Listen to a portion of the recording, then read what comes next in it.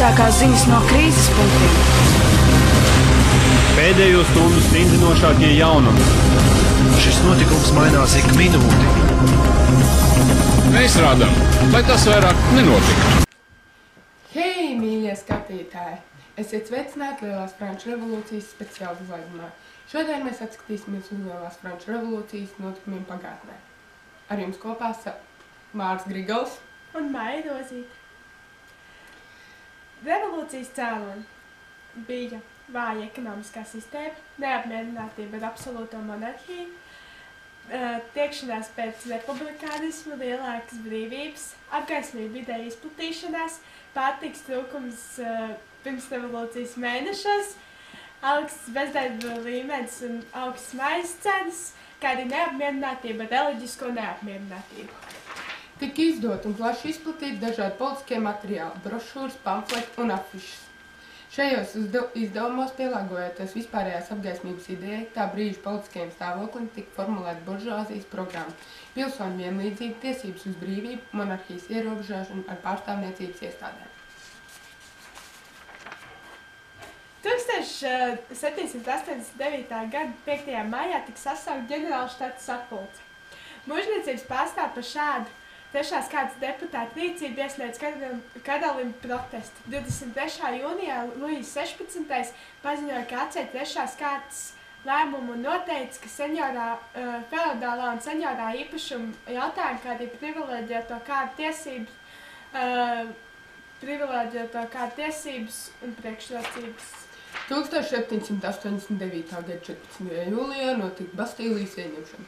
To iemesls bija patstāvīgais darba trūkums un pārtikas dārdzība. Notika sapulce, no kurām viena no nozīmīgākajām un izšķirošākajām notika Palais Royals dārzā. Kamils de Moulins, advokāts, aicināja tautu sacelties. Šo priekšlikumu ļaudis atbalstīja un pavisam drīz cilvēki izgāja ielās, cēla barikādes, laupīja veikals. Un 1789. gada 14. jūlijā tauta devās uzbrukumā valsts cietumam Bastīlijā.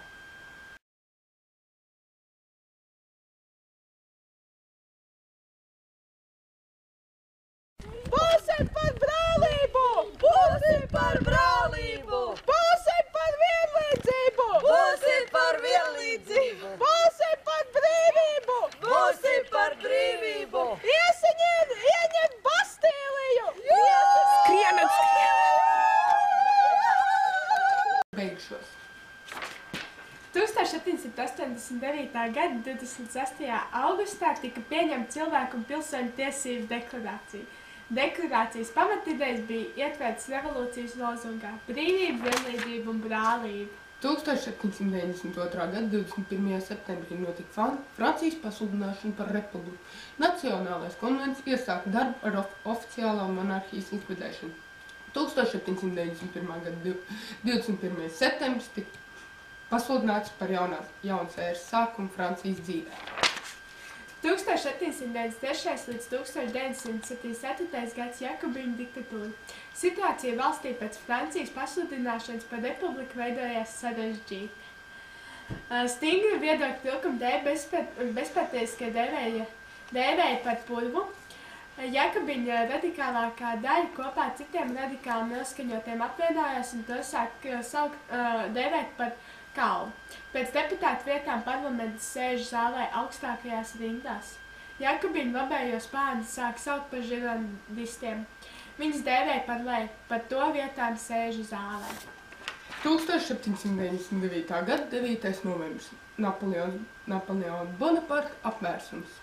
Pēc neveiksmīgā Ēģiptes kara gājiena 1799. gada oktobrī Napoleons Bonaparts pameta karaspēku Ēģiptē un atgriezās Parīzē, kur brieda opozīcijas direktorijas režīmam. Napoleons Bonaparts šķita īsta persona, kas spētu glābt valsti no sabrukuma.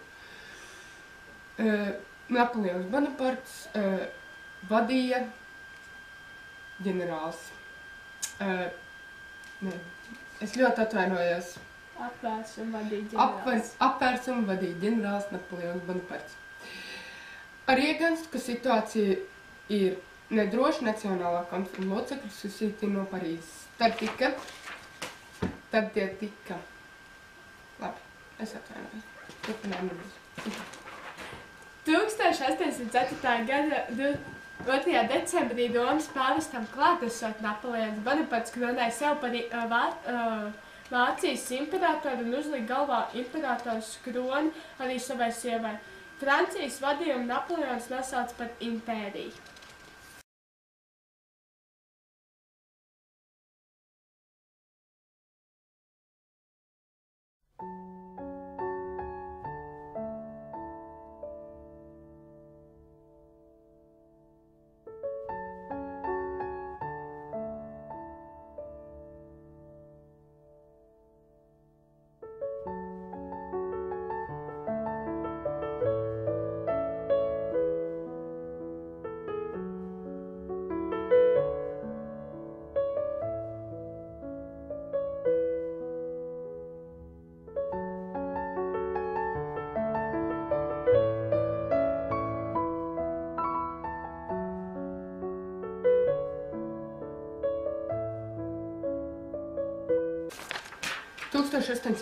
gadā Tilzītes miera noslēgšana. 1807. gadā Napoleons personiski satiekas ar caru Aleksandru I.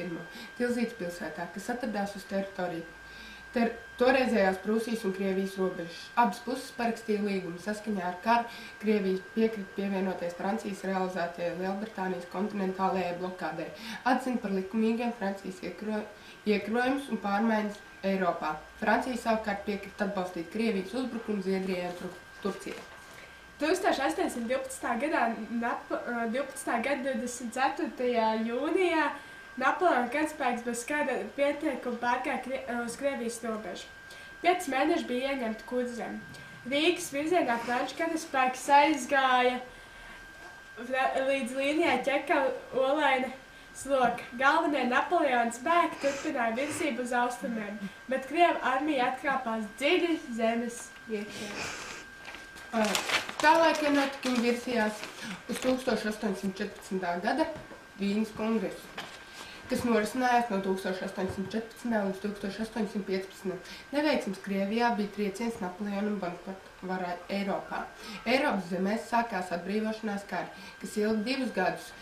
Reinas savienība, kuras protektors bija Napoleons I saira. Vīnes kongresa veidošanās, kas tika sasaukt 1814. gada oktobrī Vīnē pēc tā sauktā Napoleona kara izraisītajām politiskajām pārmaiņām, kurā vēlējās vienoties par to, ko iesākt ar jaunajām valstu robežām un starpvalstu attiecībām. Pēdējais – lielās Franču revolūcijas sekas. Franču revolūcija uzskatām par vienu no nozīmīgākajiem notikumiem Eiropā jauno laiku vēsturē. Revolūcijas rezultātā nodibināta republika kļuva par modernu valstu un sabiedrības formas modeli. Tās konstitūcija paredzēja, piemēram, viedokļu un vārdu brīvību, visu pilsoņu vienlīdzību likuma priekšā. Vispārējā vēlēšana tiesības, darba un profesijas izvēles brīvība un citas tiesības, bez kurām nav iedomājama arī mūsdienu demokrātija. Franču revolūcijas negatīvo pusi iezīmē Robespierra teātris. Uz tikšanos, draugi! Ar jums kopā bija Māris Grigals un Maija Rozīte. Lai jums jauks vakars!